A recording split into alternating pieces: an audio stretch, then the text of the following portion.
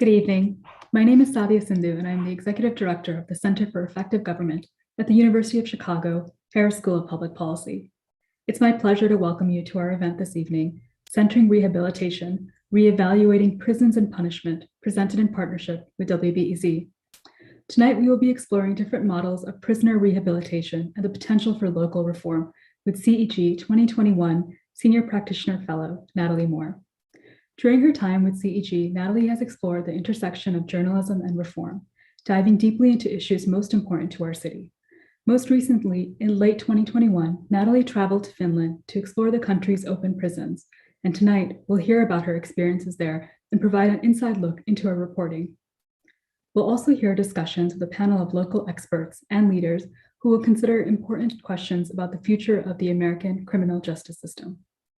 We also hope to hear from those of you joining us from the Harris School, from around Chicago, and beyond. You can join the conversation by leaving a question for Natalie or tonight's panelists in the comments section of our live stream, and we'll save time at the end of our program to answer some of these questions. I want to again thank our friends at WBEZ for their continued partnership and support of our work at the Center for Effective Government, as well as my colleagues at the Center and the Harris School of Public Policy for making conversations like this one possible. Now it's my pleasure to introduce our host for tonight's event, Natalie Moore.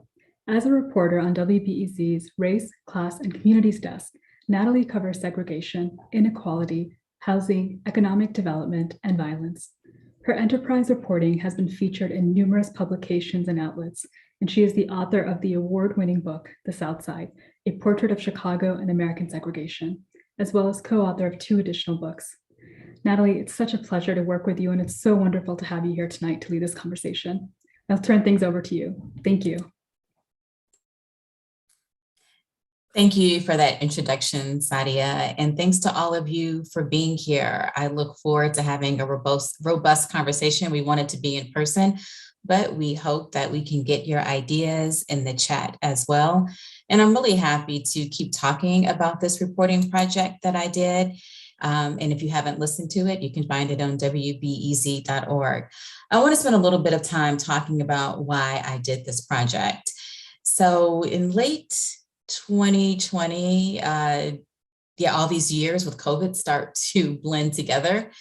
I received an email from our managing editor saying that there was a new fellowship, the Richard C. Longworth Media Fellowship. Richard Longworth was a correspondent for the Tribune for many years, and he was starting this fellowship through the Pulitzer Center for Midwest journalists to report on international issues. There's been a lot of foreign correspondents who've been cut as the media landscape has changed. And so this was an opportunity for journalists to pitch an idea that they wanted, along with support from the Chicago Council on Global Affairs and the Clinton Family Foundation. And I thought, oh, I think I want to go to Finland. I don't remember when I first heard about their open prison system, but I have been paying attention to abolitionists in Chicago and what they have been calling for with prisons. Now, to be clear, open prisons are not what abolitionists are asking for, but I am intrigued at Chicago being the epicenter for a lot of the discussion around how to do things differently and how to have radical imagination.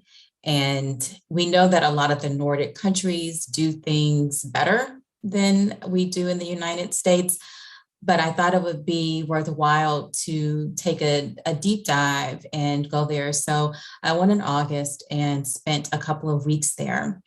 I visited 3 prisons, 2 in a town called Hämeenlinna, which is about an hour and a half from Helsinki, the capital. I visited a men's prison and a women's prison. And the 3rd open prison that I went to was in Suomenlinna, which is in an island, and it's also a UNESCO World Heritage Site. So an open prison really means that people can leave to go to work and to go to school. One of the questions that I asked early on was, are there any books that are banned? Because we know so many books are banned here in prisons in the United States. I've learned that my book on the Blackstone Rangers is banned in Illinois as well as other prisons. And I was looked at like, what are you talking about? Why would we ban books? So the idea is that you're doing something productive. The buildings physically look like youth hostels. They tended to be on farms, and 1/3 of prisons in Finland are open.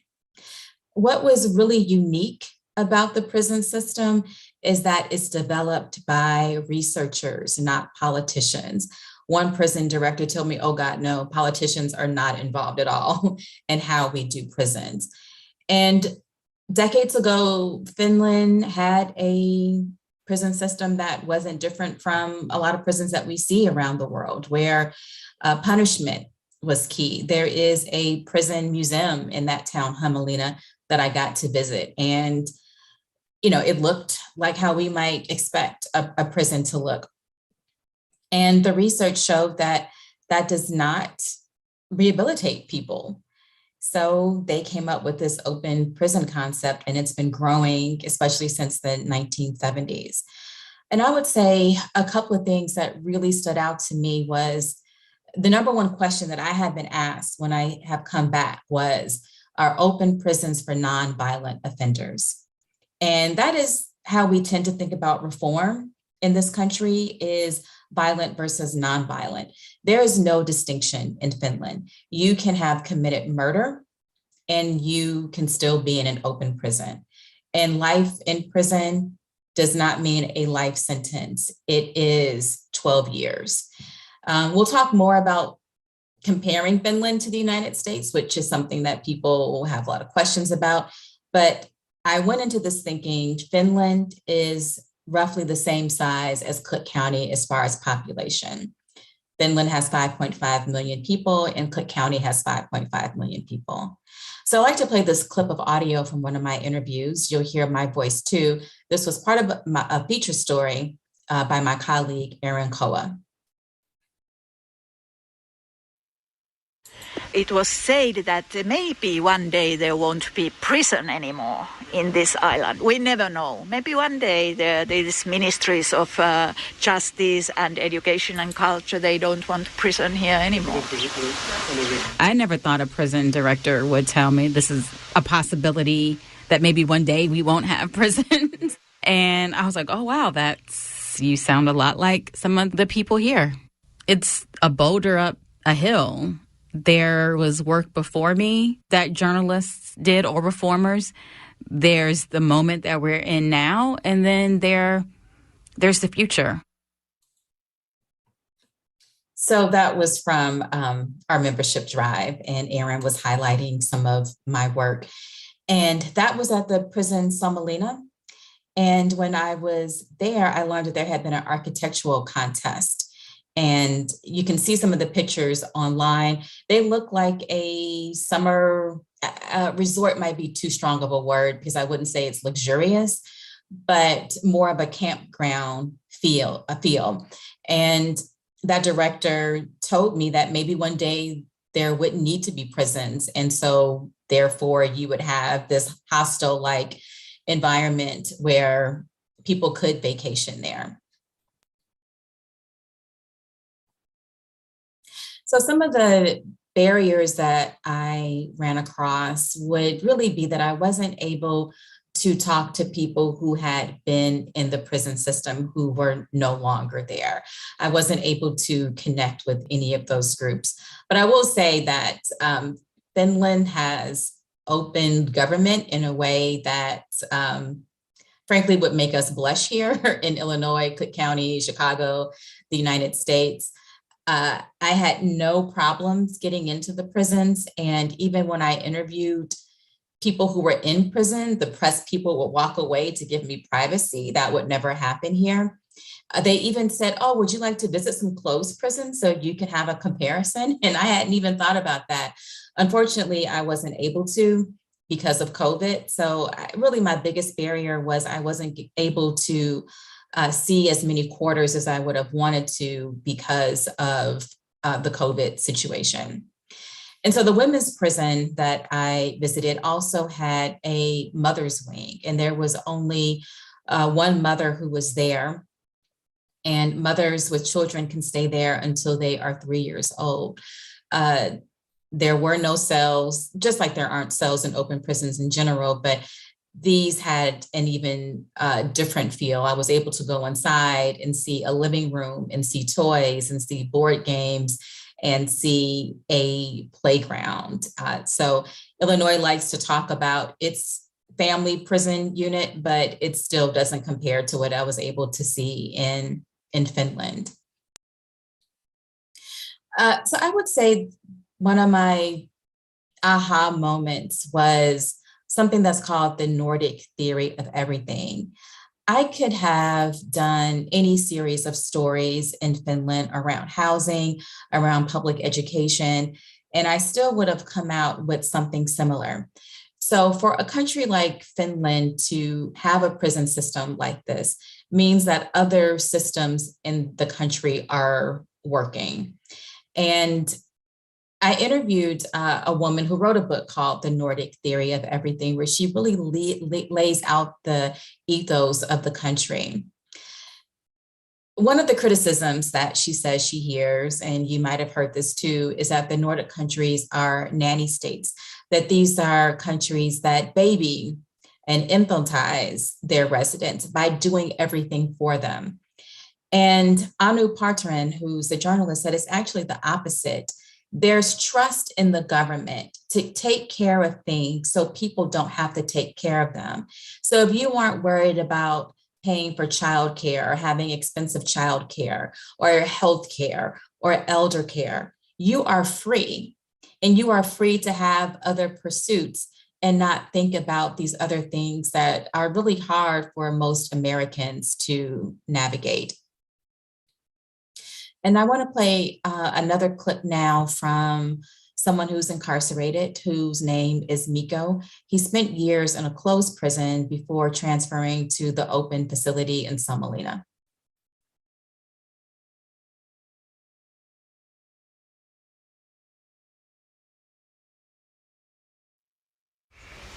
They trust us more. That's the big difference. Because in closed prison, prisoner can feel that someone doesn't believe that he wants to do good things and be trustful. Closed prison can be more problems because people cannot see they have something outside. I think that's the problem.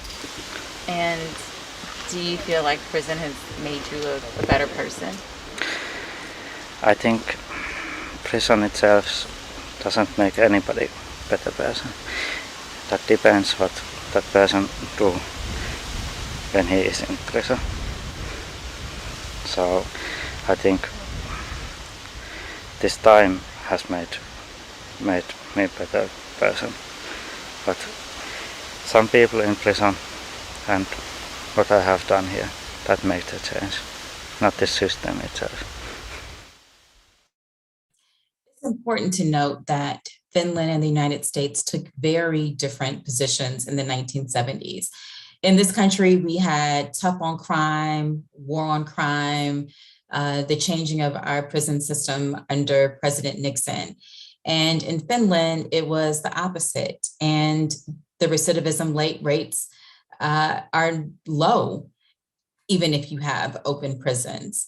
So it's really a philosophy about treating people better. That doesn't mean that the system is perfect. I heard from a number of people that more mental health treatment is needed. Drugs and alcoholism are very high for the prison population in Finland. And I also learned that the needs of women are not always addressed. So I mentioned the mother's wing, and there was a woman who was serving life in prison. Again, that doesn't mean actual life. And she was pregnant and she was transferred to an open prison. And you can't stay there past 3 years old. And so this January, her daughter was turning 3 and she was going to be separated. The prison director, the woman in prison, all appealed to the president of Finland. And I learned right before my story came out in November that she was rejected.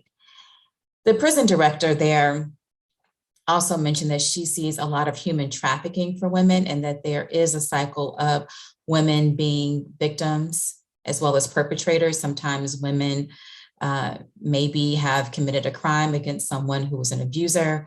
Another woman I met was a senior citizen who was a drug mule.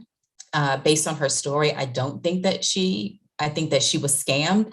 The prison director thought she was scammed too, but there didn't seem to be any leeway to understand that. And this prison director gave different examples of where she thought women were actually victims, even if they did something that was not smart or that was a crime. So the system is not perfect, but definitely a lot better than what we see here. So the big takeaways are, how can humanity be prioritized over punishment? Is there any way that this could happen in the United States, could happen in Cook County?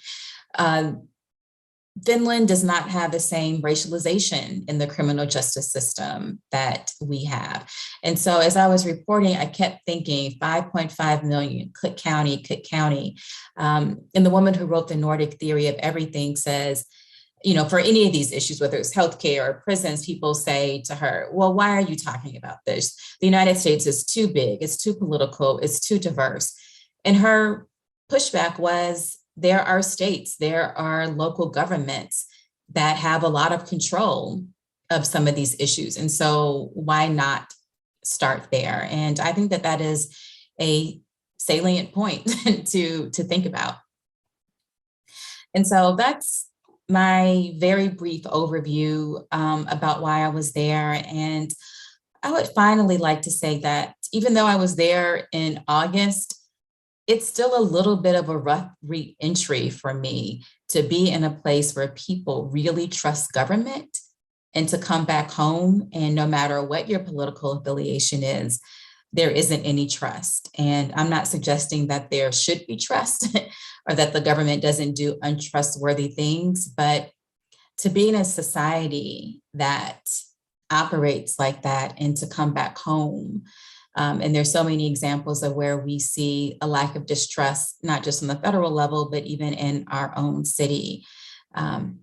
It's hard, and I wish that we did have something different. So now I would like to introduce our guests for tonight's discussion. They have all made strides toward improving their communities and the criminal justice in unique ways. So please help me welcome Richard Wallace, Sharon Mitchell Jr., and Trina Reynolds Tyler. Richard Wallace is the founding executive director of Equity and Transformation, known as EAT here in Chicago. EAT works toward social and economic equity for Black Chicagoans engaged in the formal economy. As a formerly incarcerated person, Richard has fought immense odds in his journey as a community organizer and thought leader. And I really wanted Richard here because I've been covering his work, but even when I was in Finland, I was still doing a few daily stories, and I had to interview him on a time difference in Finland. And we spent the first 30 minutes talking about what I was doing in Finland. And I wanted to get his thoughts. So I haven't heard what he's thought about the series, so I'm looking forward to hearing that. Next, we have Sharon Mitchell Jr., the Cook County Public Defender. He was sworn into office in April of last year. The Public Defender's office is one of the largest in the nation. Previously, Sharon served as the director of the Illinois Justice Project, a policy reform organization working to reduce inappropriate incarceration and recidivism and improve community safety outcomes. I believe Sharon and I are both Morgan Park High School graduates, so big ups to MP High.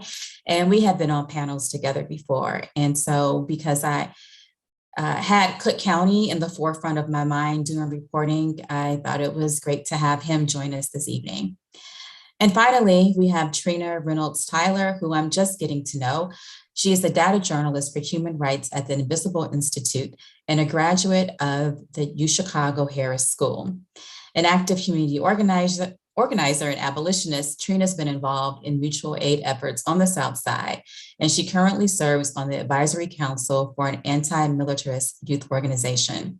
Through researching police misconduct and restorative justice, Trina's work is focused on helping Black and Brown communities create safe spaces outside of the carceral state. So thank you all for being here tonight. I first want to start off by asking each of you, what did you think of the week-long series, and what did you think about open prisons? And I'll turn it to you first, Richard. Thank you for having me, Nellie. It's good to see everybody. Most of us know each other. It's a small world here in Chicago. And so I'm excited to be here for this discussion. I was excited when you were there and you were sending me the text messages and letting me know what was going on. And then we also had our chance to do the interview. And it was hard for me to even really imagine an open prison, right? I'm like, what does it look like? Like, I'm like, there's got to be a catch, right? Like, don't people just run away? You know what I mean? Like, in my mind, I'm like, couldn't they just leave? And when you told me about the living conditions, that folks were able to leave and go to work, and folks were able to be connected with family, it wasn't like a severing of a human from everything that they know and love. I grew, more interested in both the story, and then also like I was curious about, I want to go to Finland and see this for myself. Some of the first things that came to mind for me were like, what is the per capita income? What does the employment statistics look like? And then to see that, they have wraparound services, including things like childcare. It just made me believe that, I think one, a lot of what we consider or what we demand is considered revolutionary or super radical. And these are the norms in other places, right? That we take care of the entire family, that we ensure the children are fed and nurtured, and that you have leave from labor so that you can take care of your children. These are also attributes that were present in Finland that then make the reality of open prisons real, right, at the end of the day. So it's not just open prisons, high rates of unemployment, lack of access to childcare and lack of access to economy, and I think the explicit anti-Black racism here in the U.S. It is the inverse of those things, and open prisons, which opens up the door for a whole new conversation. So I was excited when I listened to the story, read the story, and I've shared it with a number of my friends who are also abolitionists. And then I think for me, as a person who spent time in jail, I know what I needed when I went to jail, right? And I needed help, right? And I didn't need, I didn't need 23-and-1, right? I didn't need those things. And so when I saw that this was it almost didn't sound like a prison to me. It sounded like a program. And so for me, that was a bit more exciting. When we begin to think about, what are the alternatives, I think Finland is definitely a location we should look. And I'm excited to see where the conversation goes today. And I would like to add that people in prison cook their own food in the kitchens. They do their own laundry, and income and social inequality is low, which contributes to a low prison rate. Trina, when I was there, people asked me, why are you here? Why did you come here? And I would say Black feminist thought and abolitionist. And as an abolitionist, what are your thoughts on this? And Richard's right, it is more of a program. So one, thank you so much for writing this piece. I ended up printing it at home and like putting my highlighter to it. Because at the end of it, what I appreciated about it most was that it was able to touch upon this piece specifically around gender-based violence. A lot of people are not thinking about the way that women are impacted by mass incarceration. And I'm speaking to like, maybe even being incarcerated and maybe having, coming back to the stories of some of the women in your piece around either being scammed or like sometimes women are tricked into things, manipulated into things. I'm in relationship with so many young women. And so you can see the flags and you can see the lack of resources in order to protect or support young people who are encountering within relationships where they may feel encouraged to do something to engage in criminal activity. And then on the flip side, just thinking about how women are, specifically Black women are sometimes uniquely positioned to be like, am I going to call the police? And will me calling the police put this person in jail? And then how will that, the negative impact that has on the survivor of violence themselves, right? So then it's like we find folks in this position where the way that the system is set up, it's like you kind of can't win for lose, or I forget the phrasing of it is, but it's like, do I call police and do the labor of maybe going to court and getting this person out? Or do I just kind of stand my ground because the way that the system is set up, it's not built to protect survivors. I think the last thing I will share in this moment is that your piece made me go back to a book called Incarceration Nations. And one of the chapters of Incarceration Nations speaks about Norway, because they also have open prisons.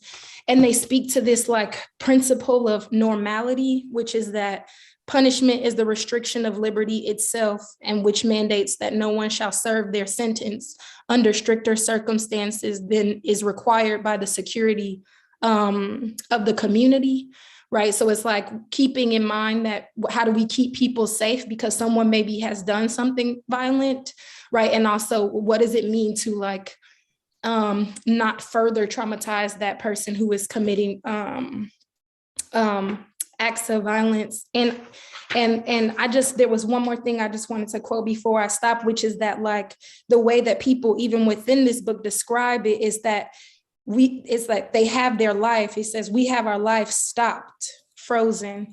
And it makes me think about how within at least the way that they're speaking about open prisons, it's just that like it really gives people an opportunity to pause, because when you're going through the data, your daily life and you're encountering stresses, you're struggling with substance use disorder, right? Like what can it look like for you to take a pause in order to gain access to treatment? And the people in Norway, they have access to the same treatments that citizens have access to, right? And so it's like as if this kind of infrastructure of care exists inside or outside of the prison, right? There is more space and opportunity to prevent crimes from happening in the first place and to support survivors of violence. One of the scholars who I talked to also edited a book that University of Chicago Press published called Crime and Justice in Scandinavia, and talks about the other Nordic countries.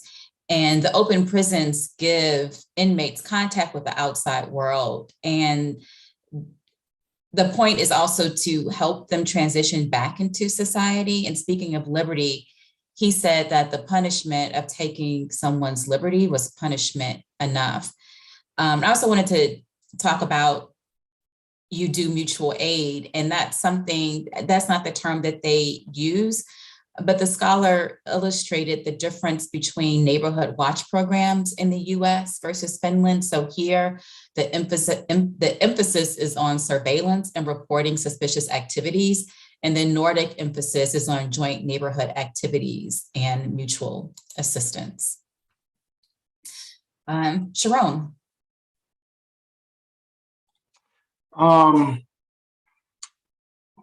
It's tough because the first two answers were incredible. There's not much more for me to add. I will just add, it's funny, I think it's extreme sadness. Extreme sadness. I think that to think that there are places on this very same earth that are so less cruel from the way we treat our own people. I think Richard brought up a great point that sometimes folks who talk like us are seen as radical and exotic and are pie in the sky. This is wild and crazy stuff, right? This can't possibly happen, right? But there are people who share this very same planet that may not be doing it perfectly, but are doing it with such less cruelty. and to think about where we're at now, given the size of our incarcerated state, given the fact that, there are over 600,000 people with a felony in the state of Illinois, that if you put all the people in jail and prison and on probation, it'd be the second largest city in the state of Illinois. Given the fact that there is real political value in that cruelty of incarceration, it seems so far away. But for me, there is a little bit of hope, because there are people that are fighting to remove this cruelty. And when you have pieces like this, they can't be dismissed as radical. They can't be dismissed as people who just don't understand how the way the world works, because there are places on this earth that are doing it better with less cruelty. That's a really good point, because this is not considered radical in Finland. And you don't have politicians who run on crime the way that they do here. And speaking of that, we have a question for the panel from Philip Beverly, who is watching on YouTube, who asks, how is real prison reform possible when so many politicians run on law and order platforms that prioritize punishment over rehabilitation? I think it's very difficult, but I think that we need to be realistic about how the status quo has failed to keep us safe. That right now we live in a society that pays billions and billions and billions of dollars for unusual cruelty, and the byproduct of that spending has been complete and utter failure in the lens of reducing harm. So when I hear people are running on crime and running on law and order, let's be clear that they are not having a serious conversation about how their approach works, because they are doubling down on things that don't work if your goal and our shared goal is actual peace and actual communities that are thriving. Now, I will say that there are people that are not running on that are running on the cruelty, that may not share our hope that we live in communities that are safe and free, that maybe they're hoping that we live in divided communities where there is profit in punishment. So for those people who, if we want to get to a place like this, I think we need to have very serious questions about what we're doing here in Illinois, how that has worked.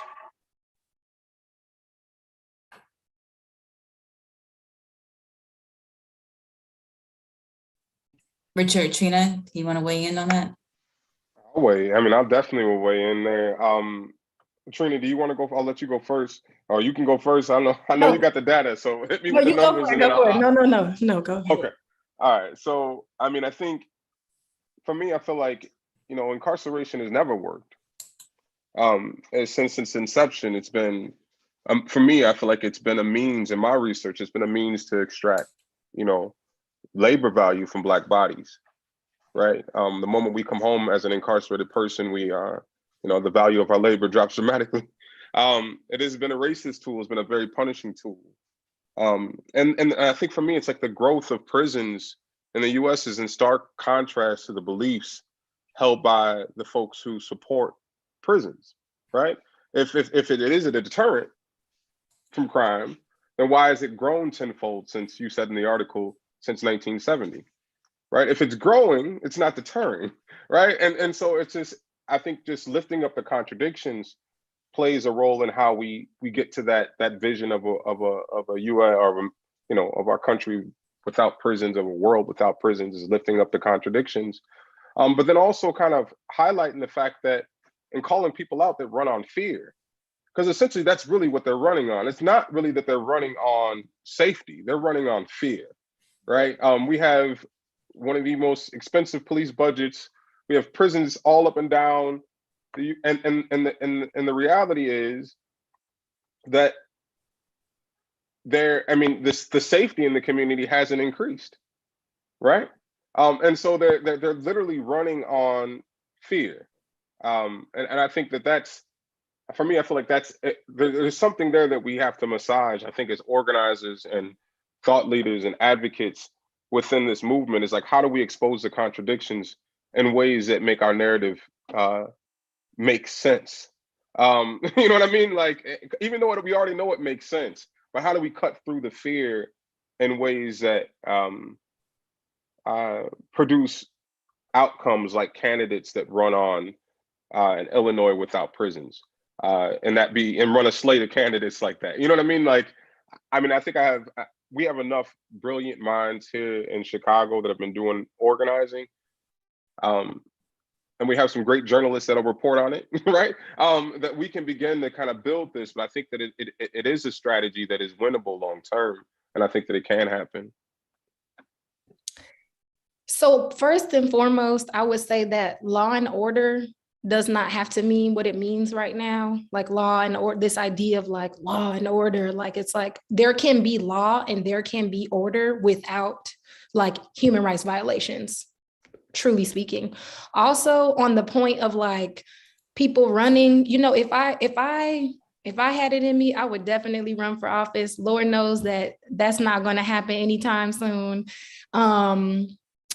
And I know there are so many brilliant people who could run for office, but there is something about when you are an elected official, when you're in that position, I think a lot of times you're faced with, you know, the major crisis, which is that everybody's scared. I'm scared, right? I mean, I live in a neighborhood where carjackings occur. I mean, I think more and more in Hyde Park, folks are like, oh, like we see it in our neighborhoods. Now it's like, I was just about to walk there. And it's like, that's actually been the norm for so many people in Chicago, been the norm for so many Southsiders and others, right? Across the city, because the South Side isn't the only side of the city. But I feel it's important to really, when thinking about like, the kinds of conversations we have in the future about safety, right? We have to understand that other people's well-being, our well-being is dependent on other people's well-being, right? When we're thinking about, like, if I am in my crew and I have a substance use disorder problem and my crew is able to support me, pull me out of that, that is powerful. If my crew is actually in a position where we are actually all going down this pathway of substance use disorder, and we like it's like all of our issues are all connected because like we are all in community with one another.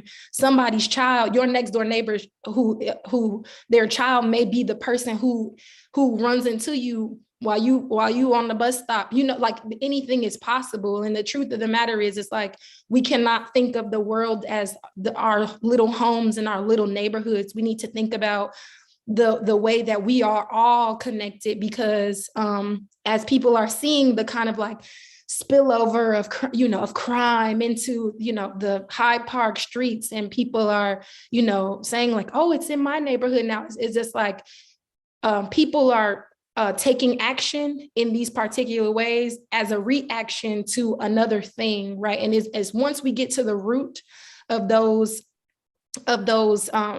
issues, then we are now preventing the crime from happening, or intervening before it escalates to the point of like mass casualty. So that's my hope, is that we think about public safety differently, and law and order. Like there can be law, there can be order, and also abolition. What do rehabilitation, accountability, and restorative justice look like in practice? Or what should they look like in practice? It looks like consent. First and foremost, like I think there's a whole the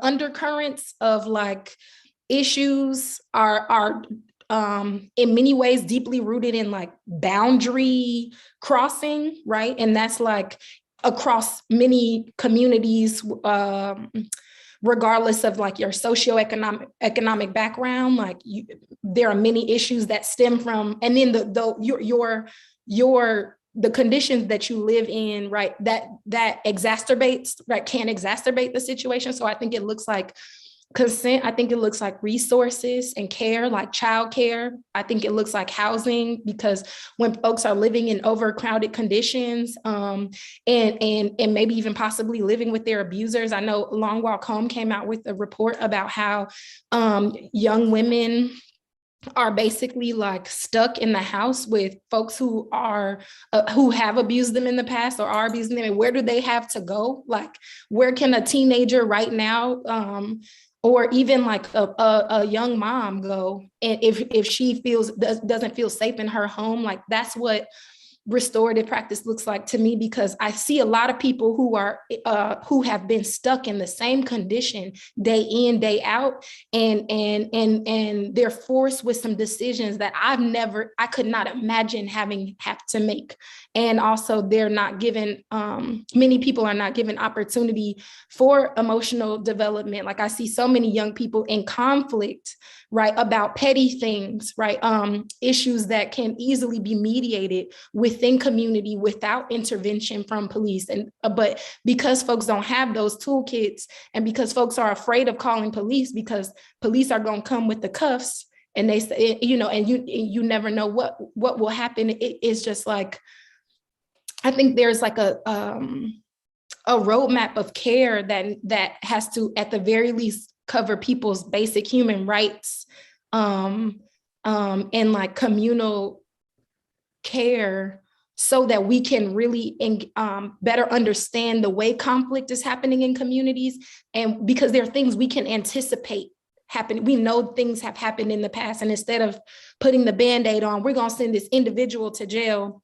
It's important to know, this individual is actually a microcosm of a larger social network of people who have a shared experience, and this will continue to happen. And we will continue to fill up jails until we actually get to the root of this, to make sure that it doesn't happen again, or check it early in advance, early on. I guess I'll go, Sharon. I see you. I'm just going to speak. I mean, I was going to come out of a book, but I'm going to come out of me, right? What was my experience? February 21st, 2006 was like the day I changed my life, or I think my ancestors changed my life. And for me, what did that look like, right? I remember calling my mama, and I was out in the streets kind of bad. And she asked me on the phone, she said, "Are you done yet?" And I was like, "What you mean, am I done yet?" She's like, "Because your people need you." My mom's if you don't know my mom, Reverend Doris Green, is a minister and activist. And I said, "All right, I'm trying to change," right? So I got on a bus, came back to Chicago, and she surrounded me with love, right? I think that was one of the first things. And I often think about what was the difference between me and my homies that I was out in the streets with. And that was, my mom was able to plug me with a full-time job doing HIV prevention work as soon as I got back. So in 2007, I was working full-time. At the same time, I was staying at a shelter. And I was able to save up enough money to get an apartment. And that apartment ended up being in Douglas Park.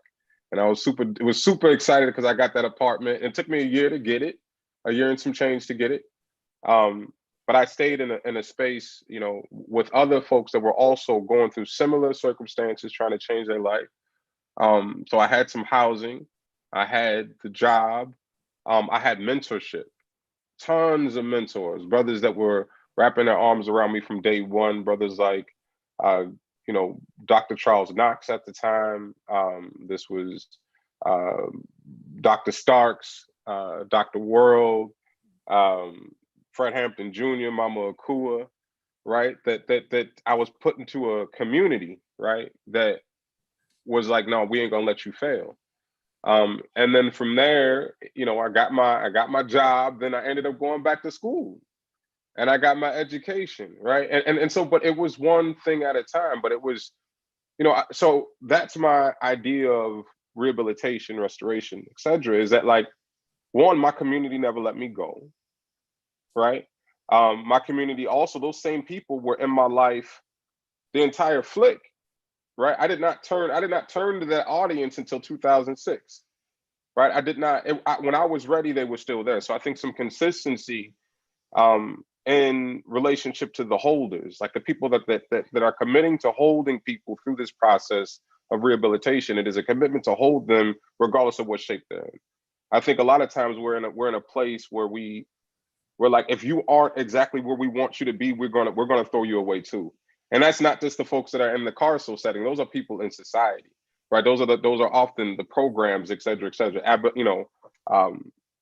But we have to be in a position where we're going to hold people through their failings, and then when they're ready, right, be able to offer them the things that they need in order to survive and take those next steps, right? For me, that was employment.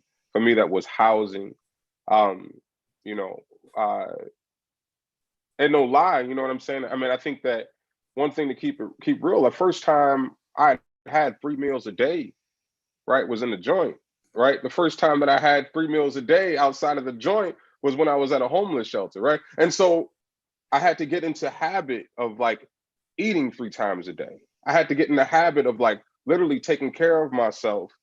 And then from that, I was able to get the hard skills I needed to be able to survive, right, in the world, right? And then when I got into the world, again, that world was Douglas Park. I was super stoked, right? And my mom had to help me get towels and sheets and all the different types of stuff. So it was like, it was a lot that went into it. And I think that same core network of people are still in my life to this day, right? And so for me, I think about that. I want to come out of some of my restorative justice books and hats and whatever, but in reality, my real life is an example of what can happen, right? And from there, now I'm the founder of a nonprofit organization. I done got fellowships. I done graduated from college. All those things, but it started with a firm commitment by a network of people that were not going to let me go, and a job and some stable housing, right? And so I think about what does that look like, and for me, I think that is a perfect example of what we can do. I think about programs like Guaranteed Income. Shout out to the Chicago Future Fund. I'm gonna go ahead and name drop that right now, and ensuring that people have access to some form of economy. I think we cannot divorce the open prison conversation from the broken economic conversation, right? Like they both go hand in hand. Like our people in West Garfield Park, our people in Inglewood, et cetera, et cetera, et cetera, where you see the spilling into the Hyde Park communities are coming from communities that are completely severed from the wage-based economy that this country is built on, right? And so we got to begin to think about why are folks making the decisions that they're making, and ultimately, in a lot of these situations, they're making these decisions to eat, right? And no pun intended, equity and transformation, whatever. But like in my mind, that's what we have to begin to think like that, and we got to begin to see crime as an indicator of a need opposed to a place for punishment. And so that requires a lot, but I think, hopefully I answered some parts of the question there. Sure. I want to just add a follow-up to whatever you might be answering, but now that you're in a different role in the public defender's office, what have you learned that you didn't know prior? And if you were able to redesign something about Cook County Jail or pilot something, what would that possibly look like if it were just someone just gave you the keys and said, Sharon, we trust you, come up with something? It's a great question. Wow. Fortunately, I had the blessings of working at the public defender's office as an attorney well before I moved into this role. So I think I got to see at a ground level, both as a young public defender, while somebody who grew up in the city, that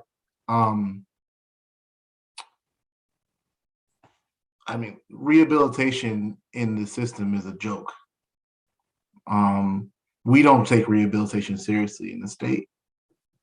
There are thousands and thousands of permanent punishments to somebody's criminal record. Thousands.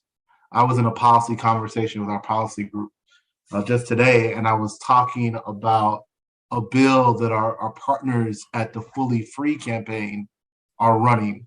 And it's a bill whose only goal is to ensure that people with a criminal record can act as the executors to their deceased loved one's estate. I mean, when somebody has a criminal record, right, we don't allow them to put their family's affairs into place. And there's that barrier, and there are literally thousands of other barriers. So if I had the keys to the system, right, I would be asking very seriously, why do we use incarceration so much when we know it makes a person's situation worse? And then when a person leaves that incarceration, why do we continue to punish them in thousands and thousands and thousands of ways so that we incentivize literally the conduct that we are putting people in for, right? So it would be that. If I'm going to spend billions and billions of dollars on this, then I would be thinking deeply about, how do I destroy the system? How do I work myself out of a job?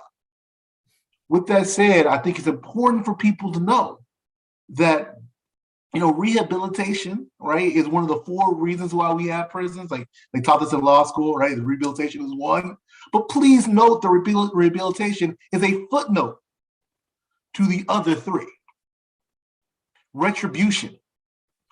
Our system is so cruel because we get mad at people and we want to hurt them and we want to harm them, right? Our system isn't built with the reality that 97% of people are coming home.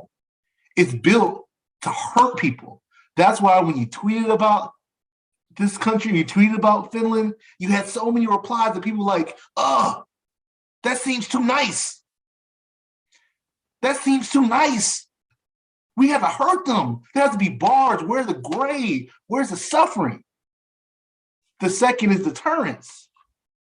And we think that putting people in prison is a deterrent, when we know that people eating is the reason why people do the things they do. There are certain people that make bad decisions, but what happens if we just let people eat, right? You talk about in your story about the social safety net of countries like Finland, but please note that our current system uses jails and prisons as drug treatment facilities, that use prisons and jails as mental health clinics, that use prisons and jails as trade schools. So while other countries provide these services without the cruelty, we do it too, but we do it with so much cruelty and with no acknowledgement of effectiveness, right? Does not matter how effective putting these things in prison. Does not matter how effective it is that people got to get 3 square meals. Their first 3 square meals are in a prison. And then finally, incapacitation. Remember that prisons exist to take people and put them away so that we can ignore the problems of our society. And if I had the keys to the day, incapacitation would not just be about hiding. I wouldn't assign to this idea that we got to put people in prison so we can hide from our problems. I would want to build a system where we're using those dollars, those billions and billions and billions of dollars, to not hide from the problems, but to solve them. Those are my thoughts. I did read one of those tweets to a prison director. It said prison is supposed to be punishment, not a group vacay or acute B&B. And she responded, I put that tape into the story that said, if you raise children and you punish them, they become worse. And if they are rude to people in prison as prison staffers, if we put them in dark places, it won't work. Do you want them to be released from a dark cell? And one friend I talked to when I came back said that she had that reaction of, oh my gosh, this sounds so nice, but that she had to check herself. Why do I feel that way? What have we been taught to feel about prisons? And how to deal with crime and with punishment.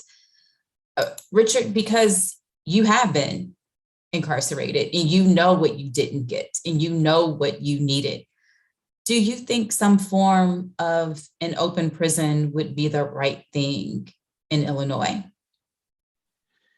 Yeah, minus the term prison, right? I think we got to abandon the terminology. That was one of the things that I noticed in the story, is that there's no realizing anew by holding on to old terminology, right? I think that calling it, there needs to be a new discussion on what we call it, right?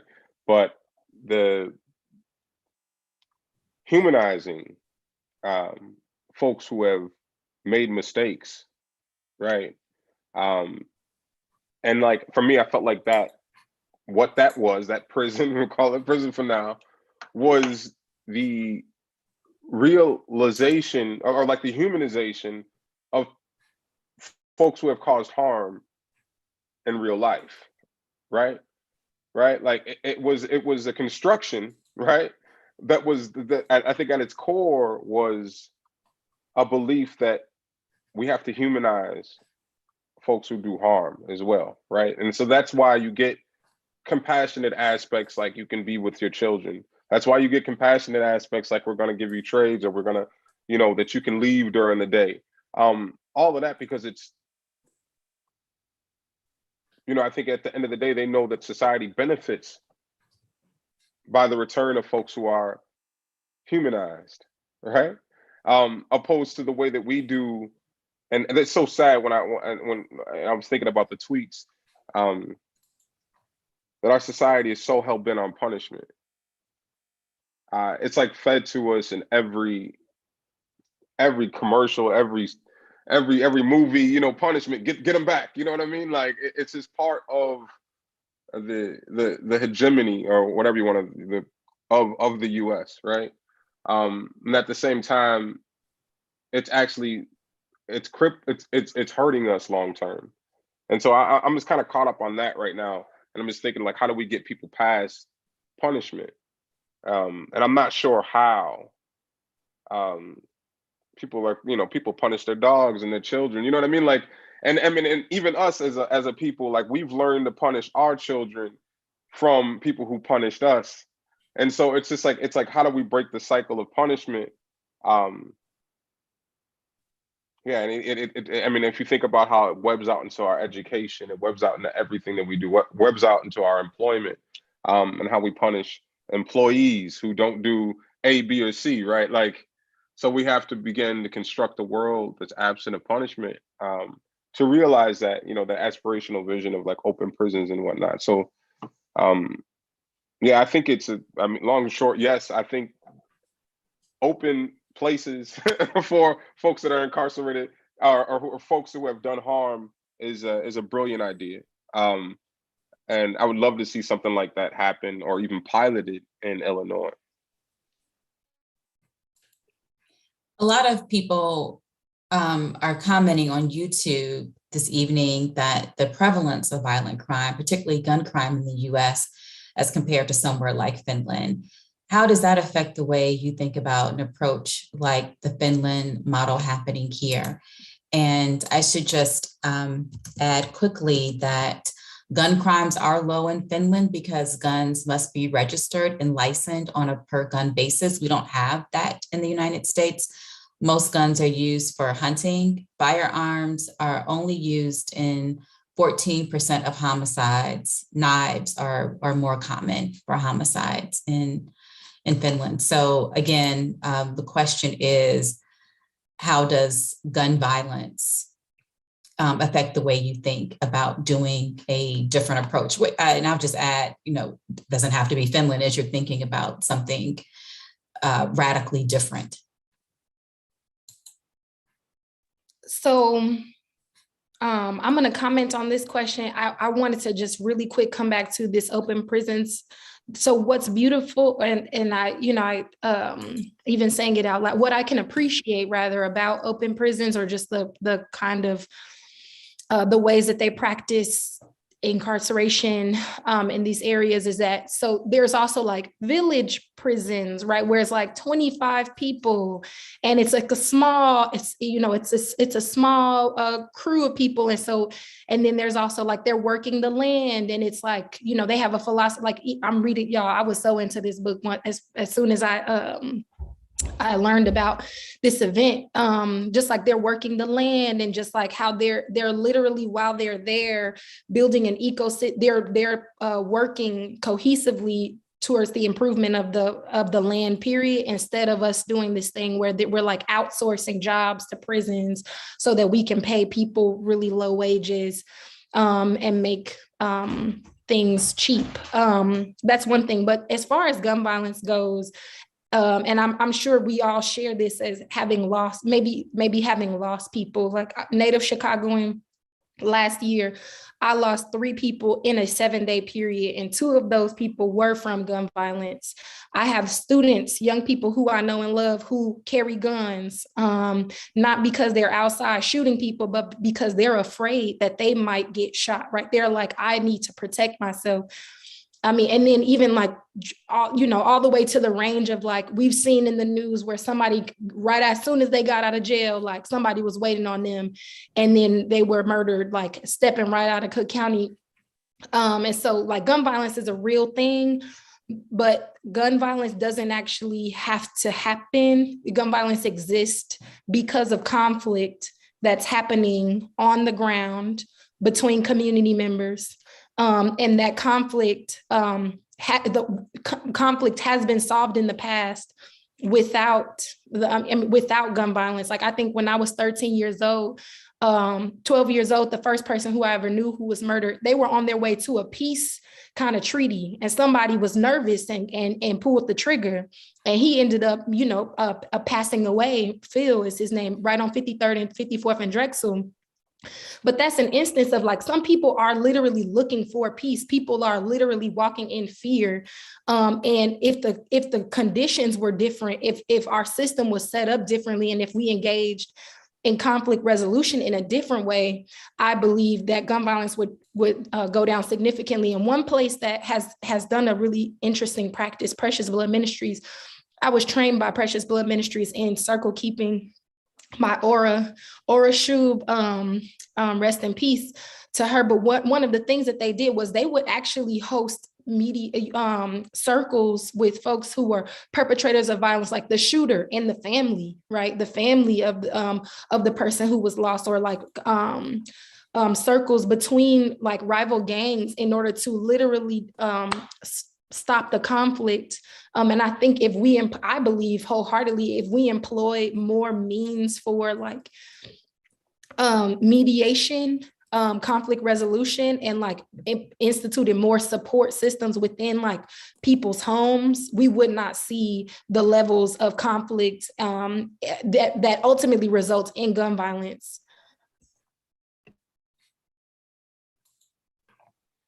I'll go. Oh, no, Sharon, go ahead.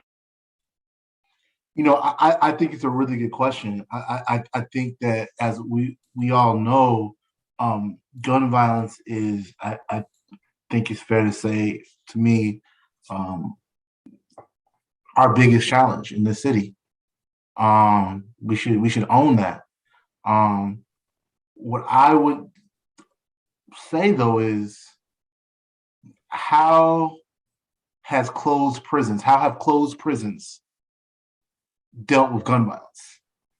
How have spending billions and billions of dollars on training and armed people who show up after a shooting happens, how has that worked? How effective has that been in reducing gun violence? How effective have taking people who are arming themselves, who don't shoot, sending them to prison and cutting off their ability to earn for their families, right? How has that slowed down gun violence? We often meet reformers or abolitionists' demands with, well, how it would work, or what are the results? And we never ask those same questions to the status quo. The status quo is like never means tested.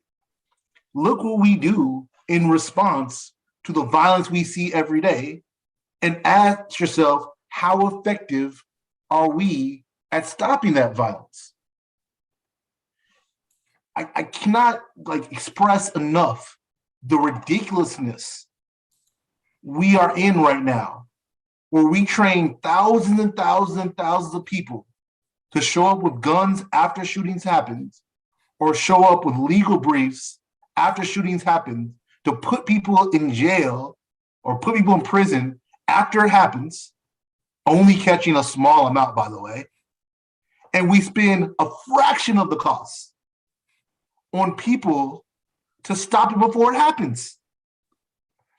The status quo is insane when it comes to violence prevention. What we're doing is insane, and the results we see every single day on the news. Like, what are we doing? What have we done today that's going to make the results different from yesterday? Nothing. So we got to ask ourselves those critical questions about the status quo. That's all I say. Yeah, I like everything that you lifted up, comrade. This is if you look at Lincoln Park, they always try to make this, it's complex. It's not complex. You look at what makes Lincoln Park safe. I think probably a couple of years ago they had like one shooting in Lincoln Park. It was random, right? What makes Lincoln Park safe? And all the programs, you can throw all the programs, and our community is like all these experimentation. We got to experiment this. What makes them safe is the median household incomes, the employment statistics in those in Lincoln Park, home ownership in Lincoln Park, right? These are the pieces that, and you look at West Garfield Park, you look at Inglewood, you look at home ownership, you look at median household incomes, look at this, that, and the other, and you'll be like, oh, I wonder what the problem is. The problem is the same, where is a violence prevention program for Lincoln Park? Right? Where is the solution for Lincoln Park? The solution for Lincoln Park, whatever you're using to fix Lincoln Park, use it to fix our communities too, right? And that is access to economy. That is access to living wage employment, the average median household income out. I cannot have my statistics in front of me. If I did, we go to church, y'all. But I don't have it all in front of me right now. But if you break Lincoln Park down, and I dare Chicago to give our communities exactly what Lincoln Park has, right? That is the solution to it. And I think that oftentimes we want very simple solutions to a very complex equation. There are multiple variables in motion as it relates to the gun violence in Chicago. A lot of it is outside of our control, right? Who has control of the means of cultural production, of how we see ourselves? And this is not, I'm not trying to get deep, but I'm just being very real, right? I'm being very real. Like, I remember for me in the streets, let me just keep it a buck with y'all, right? Like, we would be like, we could harm each other, but you better not harm that white person walking through the block. And there's something wrong. There's something that trained us to know that if we harm that white person, help will come. But if we harm each other, help won't come, right? So we've already embodied this ideal that the system is not built for us, right? When Trina was talking about, Black women who are survivors of particular harms, that are conflicted with the decision, do I call the police, right? Who has historically only caused harm on my family and on my loved ones, and for this in this situation, and that could possibly place her at risk, or that person at risk, right? And I think that for the people that are the naysayers, it's like, you don't see the world the way that these people do, right? If we honestly believe that the solution to any of this violence is that there was someone who could come in and intervene in moments where violence was, or intercommunity violence was on the precipice of occurring, what do you think we use it, right? There isn't a solution for us currently, right? And so a lot of folks are reverting into like, I got to do it myself, whatever. But even that is being informed by something, right? That is outside of our communities, control of our communities, right? And I gotta be real, it has to do with radio. That plays a major part in how I see myself, right? I'll see people that'll be critiquing what's happening on the streets, riding by bumping the soundtrack to it, right? And so we have, and even with that, we aren't in control of who. Look, I'll say this. I was also an MC in Chicago, and I might as well get into this, right? And in my time as an MC in Chicago, right, it was 2011, 12, 13, and the music industry really didn't know they hadn't commodified streams yet, right? You know what I mean? So you had this beautiful texture of Black artists, full expression, right? You have folks like Spank Rock and you had Kid Cudi coming up during that time. It was independent. You had to put out music by yourself. There was no record labels that were really controlling the industry. And you had a diversity of Black music. So you had some trap and some drilling, but you also had like the MIAs and the, you know what I'm saying? And the Santi Golds and the Spank Rock. You had a diversity, right? But the second it gets commodified again, they produce what it is that you can listen to. And then us, the shorties, ultimately look at that as a pathway out, right? So we've made the Hunger Games, right, in our communities as a pathway out, a pathway to survival, right? And that's part of this as well, right? And that we ain't talking about like, yeah, we gotta, all this other stuff has to happen, right? But I promise you, there is no quick, easy solution to the gun violence in Chicago. A lot of it has to do with us having access to controlling the things that we consume. And we don't have access to control the things that we consume. And we have to gain access, right, to the things that we consume audibly, diet, right? All these things play a part in what we're seeing unfold as intra-community violence. And prisons hasn't fixed any of it. Prisons don't fix any of those things. It doesn't fix hunger, doesn't fix the food deserts, it doesn't fix, the music industry, none of that stuff, right? And so for me, it exacerbates it. Exactly, Sharon. So I'm gonna get off. That's my take, is that it is extremely complex. There is no simple solution to it. Well, to your point about Lincoln Park, I said this earlier, but it's worth repeating in case folks weren't on live with us, that the researchers in Finland say there's strong evidence showing if there's any single factor that explains lethal violence, it's income differences and social differences. And the differences there are much smaller than we have here. We have someone who pointed out, a lot of people watching tonight are pointing out the racial differences between Finland and the US and our long history of institutionalized racism. And what does that mean for the possibility of using a Finnish criminal justice model here? I'll just say quickly that when I went there, I thought, oh, well, everybody's white there, so of course, this is why they have this system. That was a little too simplistic.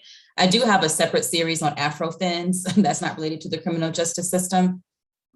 But as some other scholars pointed out, there are other models in Europe that are not like the US, and they have much more diverse populations. And I don't have time to get into Finnish and Nordic history, but I think that our system says more about us than it says about how they don't act, because they have a complicated relationship with Russia. And there were many factors that led them to be a social welfare state.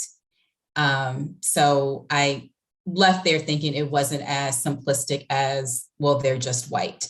The problem is more with us, not with how they are doing things. So I want to get to some live engagement from the folks who are watching. And I thank the audience for their comments and questions throughout this discussion. So we're going to do a little bit of a lightning round here. So let's see, Natasha is watching, and she asks, do you believe that there is no place for punishment in learning? And because we're doing lightning round, not everyone has to answer, so we can get to as many as possible. I'll say it's like very easy to look at these things in black and white and not like shades of gray, right? It's very easy for somebody to say, well, until we solve income inequality, and until we solve racism, we can't do anything about the prisons. And I think I fundamentally reject that, right? Because we don't think about how what we do now makes things worse, right? The reason why we can't afford to do the thing, quote unquote, afford to do the things for our communities that we do for Lincoln Park is because we spend so much money, right, on these failed measures and incarcerating people and punishing them for the rest of their lives.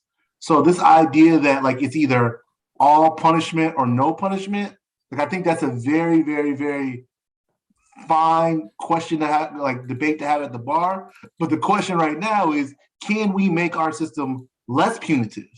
Can we do things right now that stops people from like actually living their lives in a productive manner? And I think the answer is yes, there are things we can do right now. I would say there was a consequence. I'm going to be brief, which is that there is a difference between punishment and consequence. And I think we should explore that. It doesn't necessarily have to be, there's consequence. Stacy on Facebook says, we need to think about language. At a recent CAPS meeting, I heard neighbors and Chicago police officers talk about the bad guys. We need to think about people who commit crimes as our guys. I think we also need to think about like the word, like crime is like really problematic for me because like retail theft is crime, right? But wage theft really isn't crime, right? So like what is crime is also like an incredibly important thing, and how we respond to like certain types of crime, right? Certain types of harm we describe as crime, and then we do things that are punitive in response.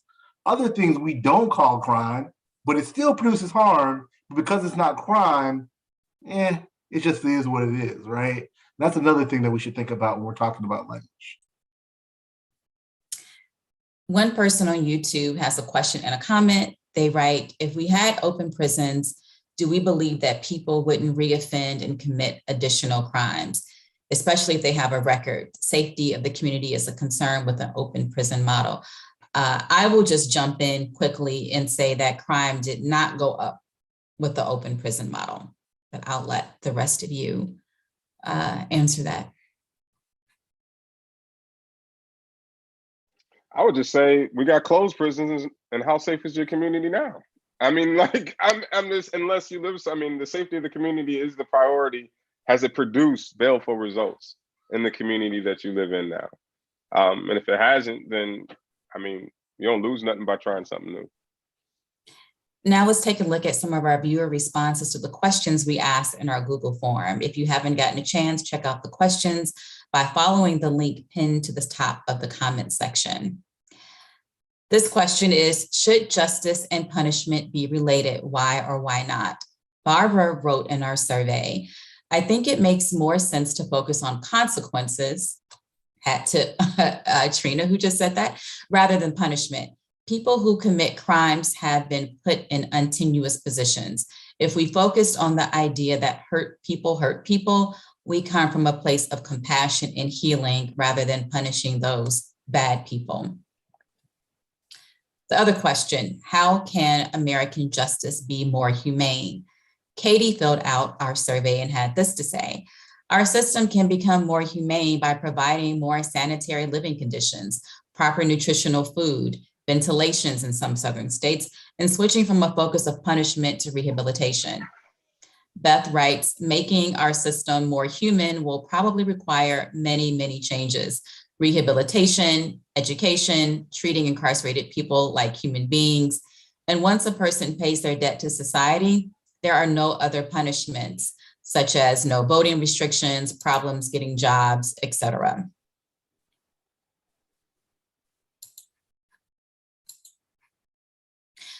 Another question, what should the consequences for crime be? Or what should be the consequences for crime?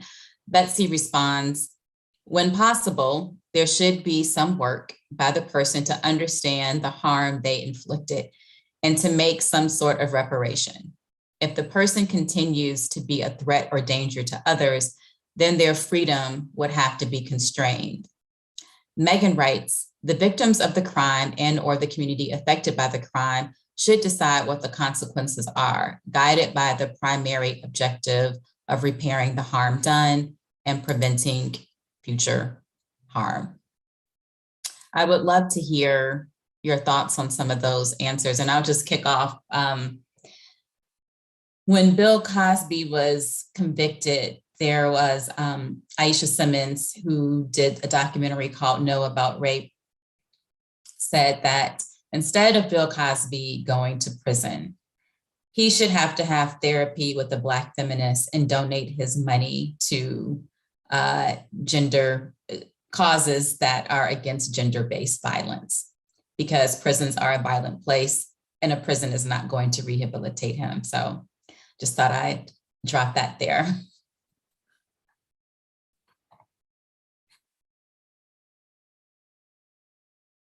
Well, maybe we can talk some more about the consequences part, since someone else said that. What do you see consequences as accountability? You know, how does that differ from punishment? I mean, I totally see it as a form of accountability. So I really appreciate the person who talked about like a survivor-led kinds of like justice where we are able to, like, for example, when we're thinking about people experiencing intimate partner violence within their homes, folks having maybe anger management issues, maybe struggling with some sorts of substance use abuses of their own and like projecting that onto others. I think the consequence of like harming or hurting your partner should not be, right now, the consequence of hurting your partner is that you go to jail, which in turn also hurts your partner because your partner maybe loses some kind of financial support, and also maybe a loved one, someone who they love and is not an evil person, but who has bouts of, moments where they lose control of themselves, right? And so then a consequence of that would be having to go and learn and unlearn and process and therapize, right? So that what I appreciate within the book Incarceration Nation is the way that they described it as like our life is frozen, right? Like where the person can take a pause and recalibrate, right? You have to stop, you know what I mean? You cannot continue to engage in, and potentially hurt others. You have to take a pause and recalibrate. Like I think, and then the consequences live underneath what that recalibration looks like for that unique circumstance and unique survivor. I would say, like Bill Cosby doing that thing, Bill Cosby donating money is actually such a great, that's supporting other survivors of sexual violence, right? And that's power. Bill Cosby going to jail doesn't really do anything for survivors other than say, like, finally, it's acknowledged that he did that thing. People are not like, some people are maybe, raising the roof that he's in jail, but many people are like, it has been acknowledged by the state that my experience is real, right? I don't know I hope that answered your question. Any other comments on thoughts on some of the audience feedback to those questions that we laid out to them? Yeah, I don't think that we should ignore personal consequences, and I applaud for talking about kind of the contours of what accountability is, right? But as what I hate so much is that we center this discussion around personal consequences, and we do very little work on using our resources to ensure that things like this don't happen again. I think the answer to people would say, well, if you put the bad person in jail, they can't commit that harm again. And I think the reality of the situation is that a significant amount of people who commit harm may not touch the justice system, and a significant amount of people who are in the justice system may not be guilty of that harm. So we can't just rely on putting people in jail or putting people in prison as a way to keep us safe. We have to think very deeply about how we're spending the resources that we have to ensure that harm does not happen. And I think it's important to note that harm in our communities are very, very, very concentrated. And then you have much more harm done in particular spaces, but the power, right, to determine how the system exists typically exists outside of those communities. So those communities essentially, I think, find some benefit in just saying, let's lock away the problem, right? And they don't think a lot about what can we do to make this community safer, right? Because just locking people away has failed. So I think we need to think very deeply about how we can spend our limited resources to make all of our communities safer, not just lock away people so that other folks feel safe, right, in the way they live.